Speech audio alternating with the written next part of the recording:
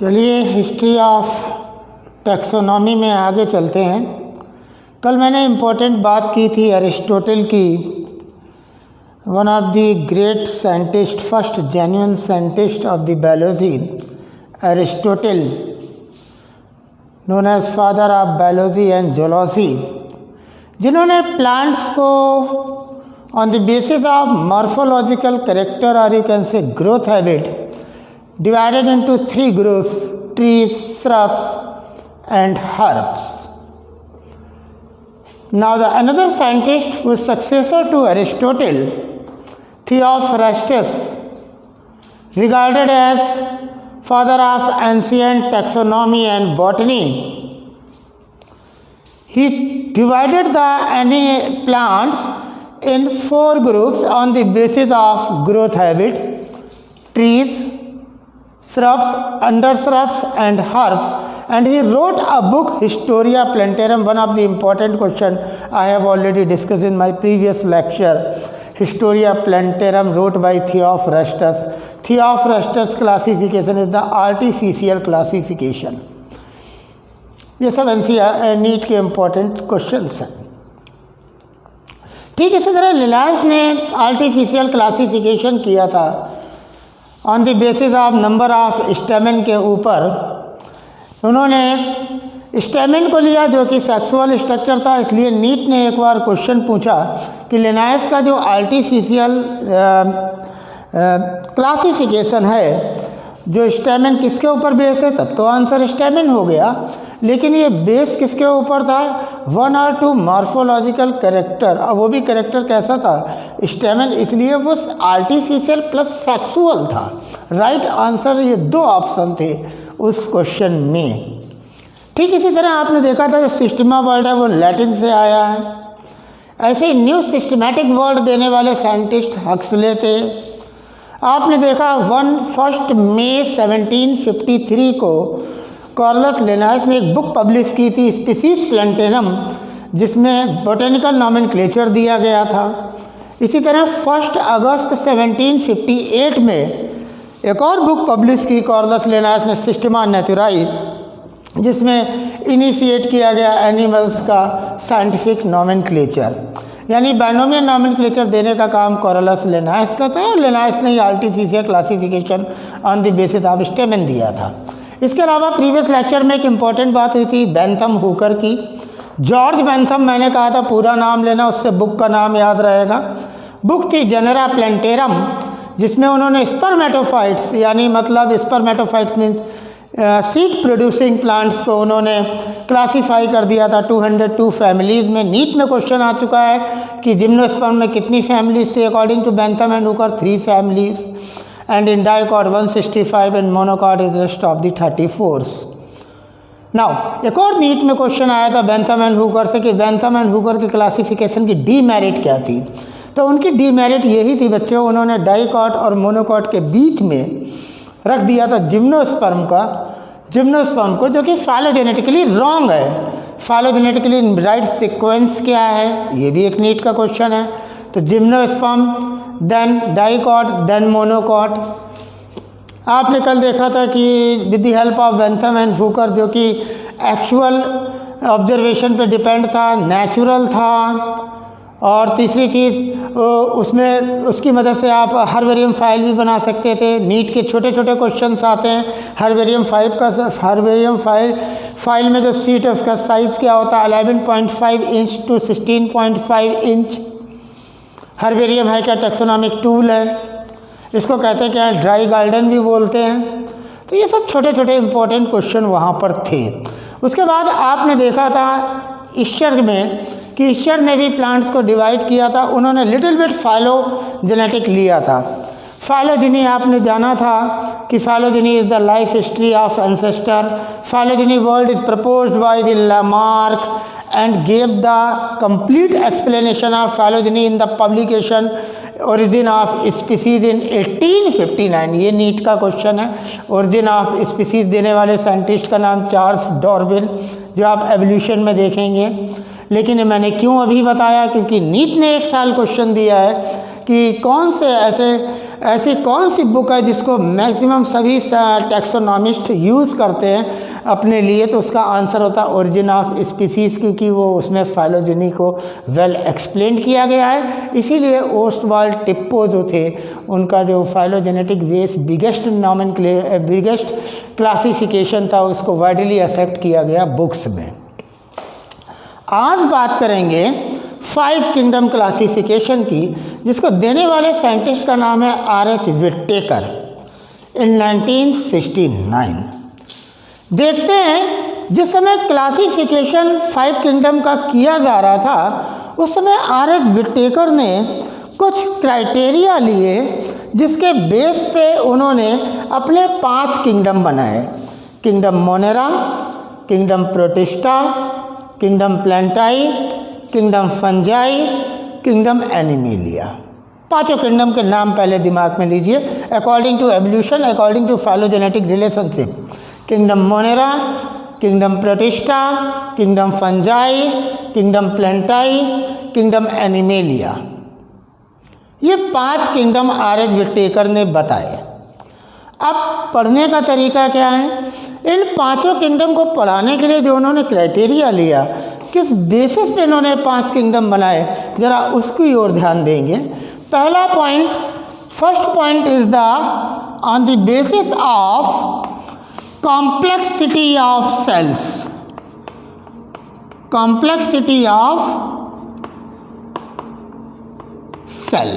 अब यहाँ पर कॉम्प्लेक्सिटी ऑफ सेल को समझने के लिए 2 तरीके की सेल्स हैं। प्रोकैरियोटिक, जिनमें प्रिमिटिव न्यूक्लियस है, nucleus without nuclear membrane, and eukaryotic, आपने छोटी क्लासेस में पढ़ा होगा। Eu means true, karyon means nucleus with well developed nuclear membrane. तो इन्होंने जो पहला अपना क्राइटेरिया बनाया वो था कॉम्प्लेक्सिटी ऑफ सेल। अब इस कॉम्प्लेक्सिटी ऑफ सेल्स में आपको 2 वर्ड्स मिले, प्रोकैरियोट्स एंड यूकैरियोट्स। कैसे उन्होंने बेसिस बनाया देखिए। Kingdom Monera prokaryotes, kingdom Protista eukaryote, kingdom Fungi eukaryote, kingdom Plantae eukaryote, kingdom Animalia eukaryote. Means kingdom Monera जो प्रोकैरियोटिक है उसमें nucleus without nuclear membrane. Rest of the 4 kingdoms Protista, Fungi, Plantae, Animalia, in which nucleus with well developed nuclear membrane. ये इन्होंने पहले criteria से on the basis of complexity of cell लिया। दूसरा उन्होंने क्राइटेरिया अपनाया thallus organization. The second criteria is thallus organisation, और दूसरे शब्दों में कह सकते हैं बॉडी ऑर्गेनाइजेशन या कॉम्प्लेक्सिटी ऑफ बॉडी। यहाँ पे 2 वर्ड्स बच्चों केवल हैं, unicellular, multicellular. Unicellular and multicellular कैसे उन्होंने यूज़ किया। अब जो मल्टीसेलुलर ऑर्गेनिज्म थे जिनमें एक से ज़्यादा सेल्स थी, उनमें सेल्स कुछ ऐसी भी थी जो टिश्यू का काम कर रही थी, लेकिन वो टिश्यू कैसे थे, लूज टिश्यू थे। आगे एवोल्यूशन हुआ क्योंकि फाइलोजेनेटिक रिलेशनशिप भी इन्होंने ली। जब एवोल्यूशन हुआ तो वो लूज टिश्यू से सीधे वो टिश्यू बन गए, टिश्यू ऑर्गन सिस्टम बन गया, टिश्यू एंड ऑर्गन का बॉडी ऑर्गेनाइजेशन हो गया। फिर फर्दर और एवोल्यूशन हुआ, एनिमल्स तक पहुँचे तो टिश्यू, ऑर्गन और ऑर्गन सिस्टम देखने को मिल गया। जब फंजाई में आए तो मल्टी सेलुलर लूज टिश्यू देखने को मिला। जब प्लांटाई में गए तो टिश्यू और ऑर्गन सिस्टम देखने को मिल गया, टिश्यू और ऑर्गन देखने को मिल गया। जब एनिमल में पहुँचे तो टिश्यू, ऑर्गन और ऑर्गन सिस्टम बॉडी ऑर्गेनाइजेशन देखने को मिल गया।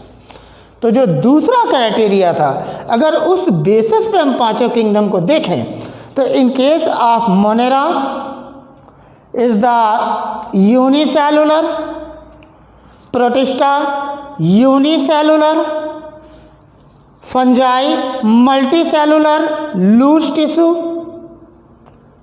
Plants multi cellular tissue and organ, animalia kingdom multi cellular tissue organ organ system.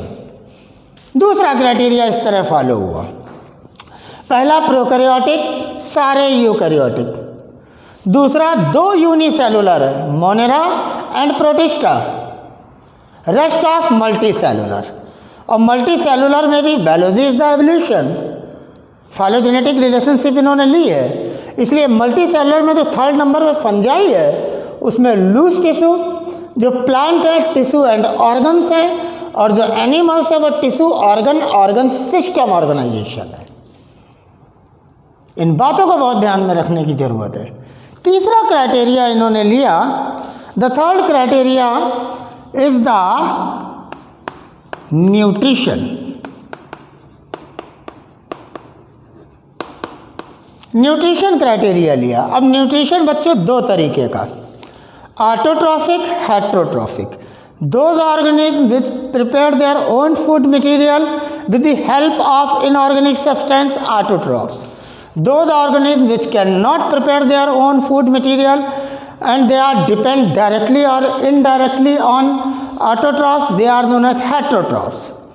Now autotrophs further classified under the two categories on the basis of what type of energy they utilize for the preparation of food: photoautotrophs and chemoautotrophs।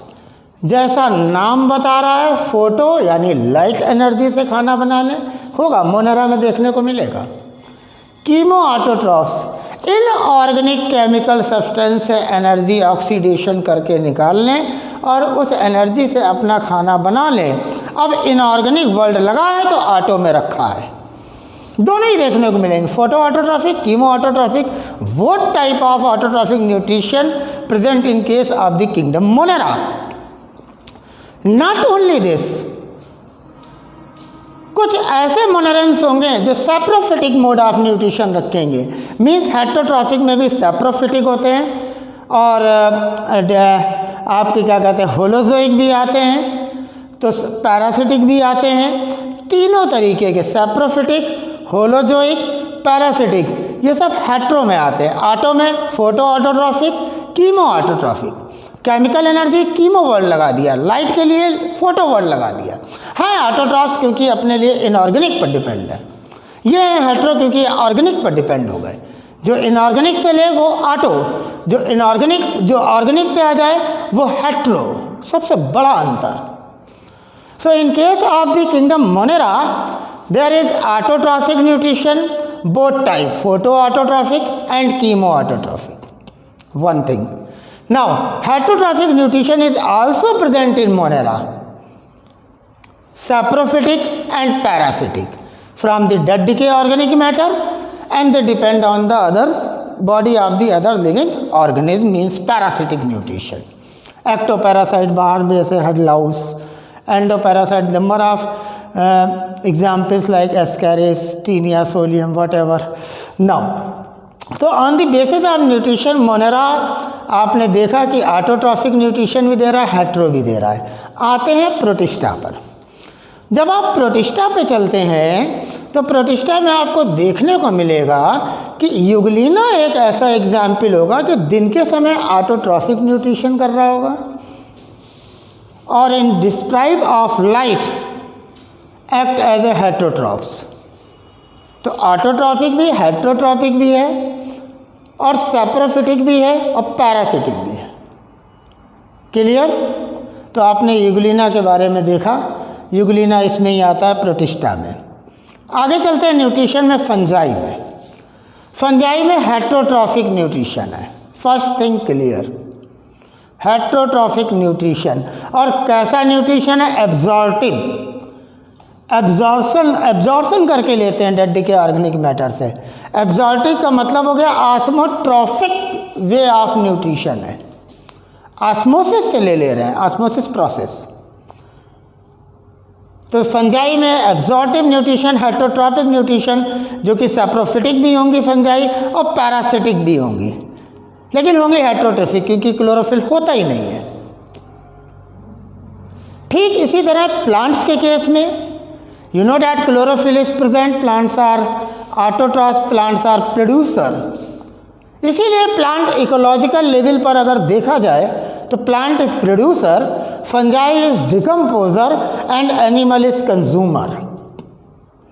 Animal ecological level पर बच्चों consumer है, ये ध्यान रखोगे NEET के लिए। Fungi decomposer का role कर रहा है इकोलॉजिकल लेवल पर, एंड प्लांट प्रोड्यूसर का रोल कर रहा है, फर्स्ट ट्रॉफिक लेवल बना रहा है हर एक फूड चेन का, ग्रेजिंग टाइप फूड चेन का कह लीजिए। वैसे फूड चेन भी दो तरीके की होती है, ग्रेजिंग एंड डिट्रीटस, बाद में कभी बात होगी इकोलॉजी में। तो आपने देखा on the basis of nutrition auto and hetero, auto and hetero, hetero auto, green plants are autotrophs, they prepare their own food material with the help of the sunlight, with the help of the inorganic raw material like carbon dioxide and water, they are producer। तो kingdom प्लेंटाई में autotrophy देखने को मिली, fungi में हेट्रोट्रॉफी देखने को मिलती है, animal में हेट्रोट्रॉफी देखने को मिलती है। इसमें फोटोसिंथेसिस होती है प्लांट्स में, इसमें एब्जॉर्प्शन वे है, डिकम्पोजर का रोल अदा करते हैं फंजाई, और जो एनिमल्स हैं वो कंज्यूमर हैं, वो कंज्यूम करने का फूड चेन में कंज्यूमर का रोल प्ले करते हैं, मेंटेन रखते हैं हर स्पीसीज के नंबर को, उनको ज़्यादा नहीं होने देते ताकि इकोसिस्टम में डिसबैलेंस ना हो, इकोसिस्टम इम्बैलेंस ना हो। Now next criteria is phylogenetic relationship. चौथा क्राइटेरिया फाइलोजेनेटिक रिलेशनशिप। हम जानते हैं फाइलोजेनी का मतलब हो गया एंसेस्टर की लाइफ हिस्ट्री। मैं बात कर रहा था फाइलोजेनी, वर्ल्ड लैमार्क ने दिया, और फाइलोजेनी की डिटेल्ड स्टडी चार्ल्स डार्विन ने अपनी बुक 1859 में थी, ओरिजिन ऑफ स्पीसीज, जिसको बहुत से टैक्सोनॉमिस्ट ने अपने लिए प्रेफर किया और वो उसी को मानते भी हैं, क्योंकि फाइलोजेनिक क्लासिफिकेशन इस हिस्ट्री में वाइडली एक्सेप्टेड क्लासिफिकेशन है जो दिया था ओसवाल्ड टिप्पो ने, जिन्होंने डिवाइड कर दिया था, कल मैंने बताया था, प्लांट्स को on the basis of presence और absence of embryo. Then Embryophyta is further classified on the basis of vascular tissue, a Tracheophyta and then is the tracheophytes. means first first cryptogams which is vascular in nature, जो vascular जिसके अंदर tissue पाया जा रहा है, is the answer is pteridophyte, one of the important question of NEET. First cryptogam, पहला cryptogam मैंने बताया था जिनके सेक्स ऑर्गन हिडन रहे, प्रीवियस लेक्चर में बात हुई थी। So on the basis of phylogenetic relationship, you know that the evolution direction is from unicellular prokaryotic, unicellular eukaryotic, then multicellular with loose tissue, multicellular tissue organ, and then multicellular tissue organ system.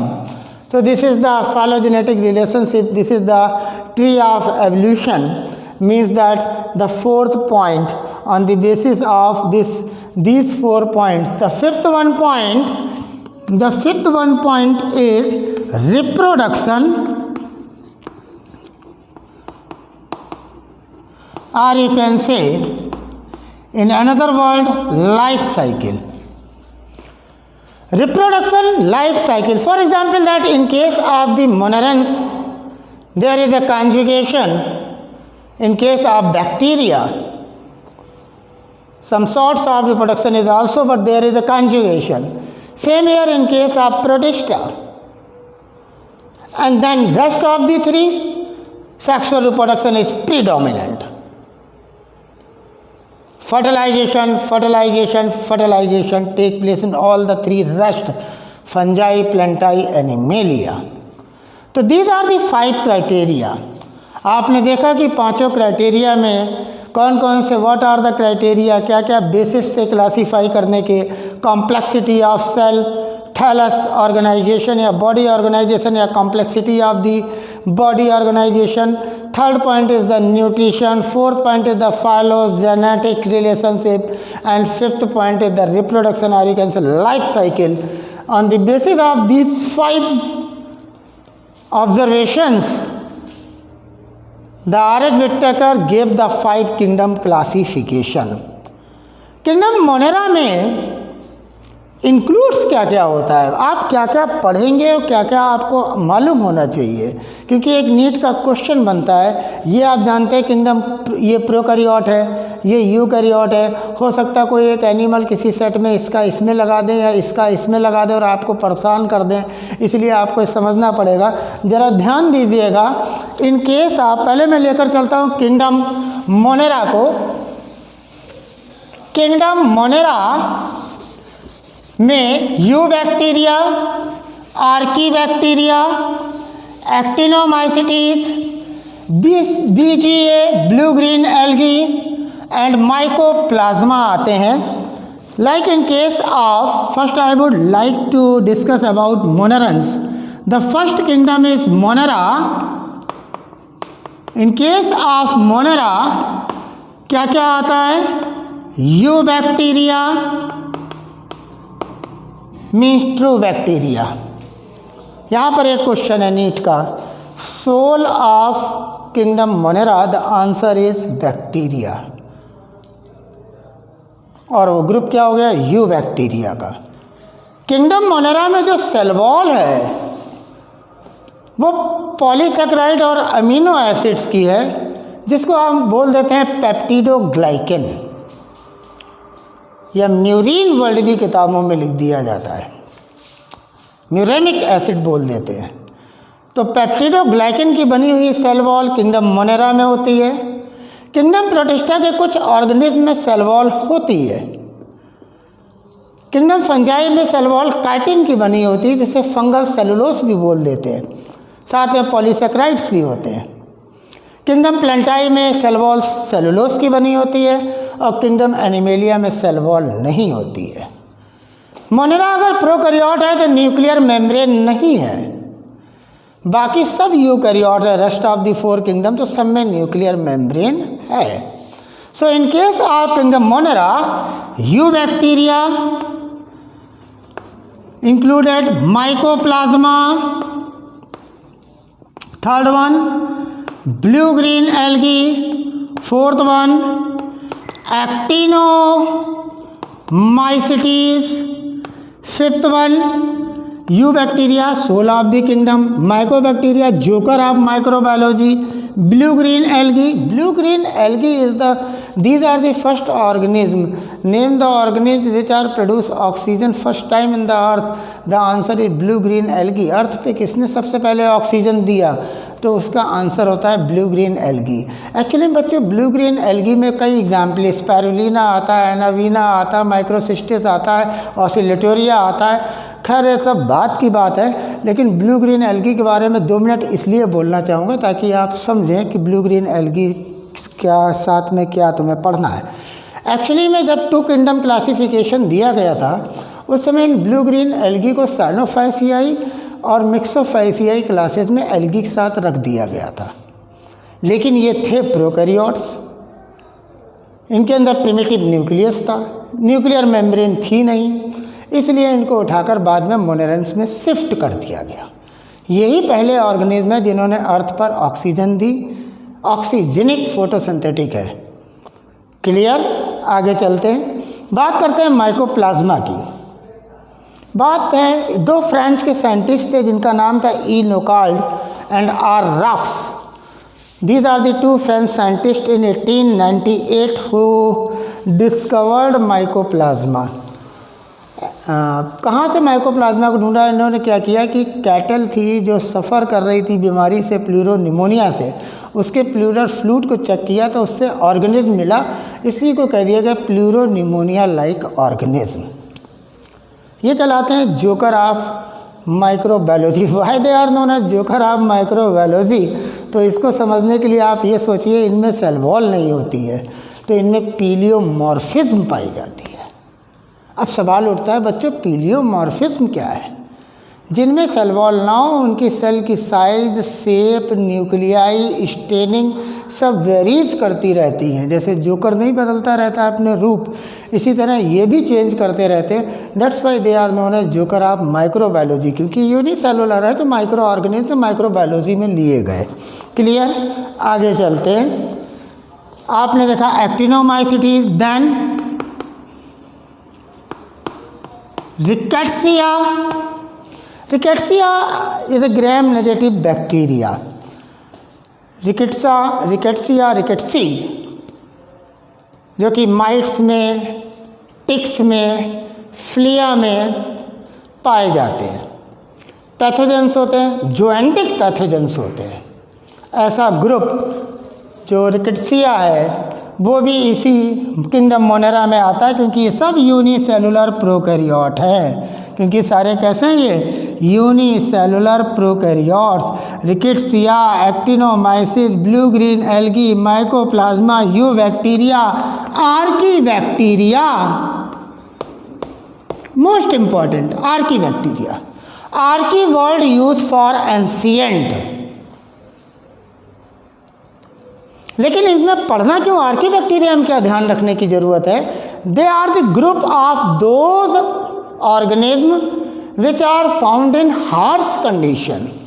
Harsh condition जहाँ हर एक organism survive नहीं कर सकता है, जैसे swampy area, methanogens example, halophiles saline area में पाए जाने वाले आर्की बैक्टीरिया, थर्मो एसिडोफिल्स जहाँ पे हॉट स्प्रिंग्स हैं उनमें पाए जाने वाले आर्की बैक्टीरिया। क्यों ये हार्श कंडीशन में रह लेते हैं, ये नीट का क्वेश्चन है। ये इसलिए रह लेते हैं क्योंकि इनकी सेल मेम्ब्रेन में बच्चों पाया जाता है branch chain of lipid. Due to this special characteristics, the presence of branch chain lipid in the cell membrane, they are able to survive in a harsh condition. Note down in your mind. Answer is a long chain of lipids. ये खासियत है इन Archie bacteria की। हालांकि आगे जाकर Karl whose आएंगे जो कि 3 डोमेन बनाएंगे। आर्कियाई जिसके अंदर आर्की बैक्टीरिया होंगे, बैक्टीरिया जिसके अंदर यू बैक्टीरिया आ जाएंगे, और तीसरा डोमेन बना देंगे यूकैरा। यूकैरियोट होता है उसी का यूकैरा कर देंगे, उसमें सब चीज़ें वो इंक्लूड कर देंगे। उनके अंदर प्रोटिस्टा भी आ जाएगा, फंजाई भी आ जाएगा, प्लेंटाई भी आ जाएगा, एनिमेलिया भी आ जाएगा। वो कार्ल गूस थे जिन्होंने 3 डोमेन दिए, वो आगे लेक्चर में कंटिन्यू कर देंगे नेक्स्ट टाइम। नाउ तो this eubacteria, mycoplasma, blue green algae, actinomycetes, rickettsiae, archaebacteria, these are the unicellular prokaryotes organism which are included in kingdom Monera because they are unicellular and eukaryotic. Now the next is protista. See here, number 2 is protista. जैसे ही protista word लगा दिमाग में आना चाहिए unicellular eukaryotic. अब इसमें कौन कौन से तुम पढ़ोगे उसको देखिए ध्यान से।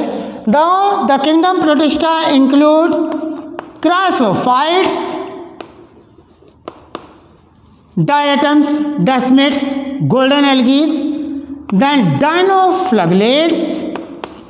Second group is dinoflagellates. The third group is euglenoids in which euglena is present, and the fourth one is slime mold, means that false fungi.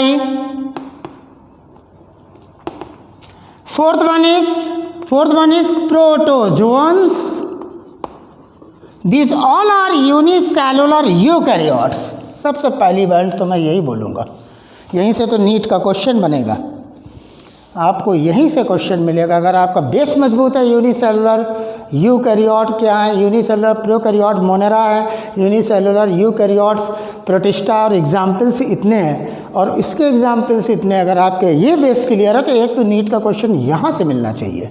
Now in case of क्रासोफाइट्स जिसमें कि डायटम्स आते हैं जिनकी सेल वॉल दो, जैसे egg soap होता है उसके जो दोनों लिड होते हैं उस तरह के बने होते हैं, इसीलिए डाई एटम्स इनको बोला गया। इनकी सेल वॉल में सिलिका होता है, इसलिए इंडिस्ट्रक्टिबल इन नेचर होते हैं। ये ओशियन में प्राइमरी मीन्स दैट प्रोड्यूसर का, चीफ प्रोड्यूसर्स का काम करते हैं ओशियन में ये डाई एटम्स। ये सारे कुछ पॉइंट है जो मैं क्रेसोफाइट प्रोटिस्टा पढ़ाऊँगा तब बताऊँगा।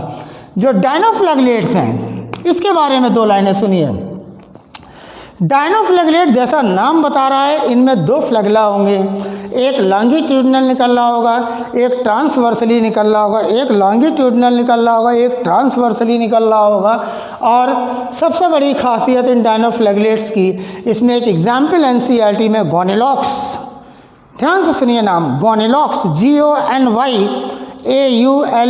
GONYAULAX, गोनेलॉक्स, जिससे कहते हैं रेड टाइड। समुद्र में एक जगह पे बहुत ज़्यादा रैपिडली ग्रो करता है, रेड इन कलर होता है। वहाँ से जब वेव टाइड गुजरती है तो समुद्र जो है, जो सी जो है वो रेड इन अपीरियंस दिखता है, तो इसको रेड टाइड भी कहा जाता है। टॉक्सिक भी इन नेचर भी होता है और फूड चेन में ह्यूमन बॉडी में पहुंच के भी टॉक्सिसिटी कॉज करता है। तो यहाँ पर डायनोफ्लैगलेट जिनमें बायोल्यूमिनेसेंस की भी पावर होगी, बाद में सारी बातें करेंगे। आगे चलते हैं, यूग्लिनॉइड्स के बारे में कुछ सुनते हैं। ये स्टेगनेंट वाटर बॉडी में पाए जाएंगे, इनमें सेल वॉल नहीं होगी। होगा क्या, इनके अंदर होगी protein rich layer which is known as pellicle, जो इनको फ्लेक्सिबिलिटी देगी जब ये पानी में चल रहे होंगे। ये यूग्लिनाइट की खासियत है। ये इसी के अंदर यूग्लिना आ रहा है, जिसके अंदर आपने देखा था कि दिन के समय autotrophic nutrition and describe of light the behave like a heterotrophs. Now slime moulds is also unicellular eukaryotes, that's why include in phylum kingdom Protista। Slime moulds को फॉल्स फंजाई कहते हैं। अब सवाल ये आता है फॉल्स फंजाई क्यों कहते हैं? वो इसलिए कहते हैं बच्चों क्योंकि इसमें आपको जो स्पोर्स होते हैं, उन स्पोर्ट्स में एक तो ट्रू वॉल होती है, दूसरी बात जो इनका नरिशमेंट है, जो न्यूट्रिशन करते हैं वो इंगेशन करते हैं। लेकिन फंजाई में कैसा था? एब्जॉर्टिव था by osmotrophic, that's why they are known as false fungi. क्योंकि फंजाई में न्यूट्रिशन कैसा है? एब्जॉर्प्शन है, ऑस्मोट्रॉफिक है, ऑस्मोसिस प्रोसेस के कारण है। लेकिन यहाँ पे तो ये इंगेशन कर रहे हैं स्मॉल स्मॉल प्रोटोजोन्स का, इसलिए इनको फॉल्स फंजाई भी कहते हैं। बाद में एक और इंक्लूड हुआ यूनिसेलुलर यूकैरियोट में प्रोटोजोन्स, जिनकी 4 क्लासेस बना दी गई बच्चों। स्यूडोपोडिया से लोकोमोशन हो, अमीवाइड, सीलिया से हो सीलिएटा, एंड फ्लैगेला से हो तो फ्लैगलेटा, और जिनमें न लोकोमोटरी ऑर्गन, जिसमें फ्लैगेलम न सीलिया न फ्लैगेलम न कोई चीज़ लोकोमोटरी ऑर्गन नहीं, दे आर स्पोरोजोन्स, जिसके अंदर मलेरियल पैरासाइट प्लाज्मोडियम होगा, जिसकी लाइफ साइकिल हम लोग पढ़ेंगे आगे जाकर डिजीज़ वाले लेसन में। आगे चलते हैं, प्रोटिस्टा के अंदर पता लग गया यूनिसेलुलर यूकैरियोटिक, मोनेरा के एग्जाम्पल पता लगे यूनिसेलुलर प्रोकैरियोटिक। चलते हैं फंजाई में, जहाँ पे सेल वॉल काइटिन की बनी हुई है। इसमें 3 क्लासेस जो पढ़ने में आएंगी, फाइकोमाइसिटीज़, एस्कोमाइसिटीज़, बेसिडियोमाइसिटीज़, ड्यूटेरोमाइसिटीज़। चलिए इंट्रोडक्टरी लेसन है। ड्यूटेरोमाइसिटीज़ मुझे बहुत इंपॉर्टेंट नीट का क्वेश्चन लगता है। कारण क्या है कि ड्यूटेरोमाइसिटीज़ ऐसे फंगस के ग्रुप्स हैं, इस ग्रुप में ऐसे फंगस फंजाई इंक्लूड किए गए हैं जिनके अंदर सेक्सुअल रिप्रोडक्शन नहीं होता है, इसीलिए इसको ग्रुप ऑफ इम्परफेक्ट फंजाई भी बोलते हैं, जो सबसे इंपॉर्टेंट मुझे क्वेश्चन लगता है।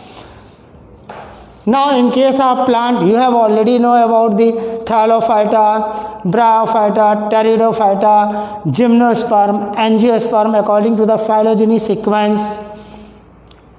You are also classified the plants into cryptogams, phanerogams. Cryptogams further classified into Thallophyta, Bryophyta, Pteridophyta. Phanerogams classified into Gymnosperm, Angiosperm. Angiosperm classified into monocot, dicot. इस तरीके से आपको प्लांट पढ़ाया जाएगा। And in case of animals, no doubt, invertebrates and vertebrates means that phylum of invertebrates, Porifera, Coelentata, Ctenophora, Platyhelminthes, Eschyhelminthes, Annelida, Arthropoda, Mollusca, Echinodermata, then Chordata, Hemichordata, then Chordata, and in case of call data आपने classes भी देखी थी, class super class spices, super class Tetrapoda, super class spices में कॉन्डेक्थीज, ऑस्ट्रिक्थीज, सारी चीज़ें हम लोग पढ़ेंगे धीरे धीरे, लेकिन पढ़ेंगे इसी बोर्ड को ही, इसलिए इसको बहुत ध्यान से पढ़ने की ज़रूरत है। ये दिया था R.H. विटेकर ने 1969 में। आप लोग इन चीज़ों को तैयार करेंगे, पांचों लेक्चर्स के क्वेश्चन देखेंगे, जो मैंने नीट के क्वेश्चंस बोले हैं उस वीडियो को बार बार देखकर अपना रिकैप लेंगे, आसानी से तैयार करिए, ज़रूर इन्हीं में से क्वेश्चन आएगा। Thank you.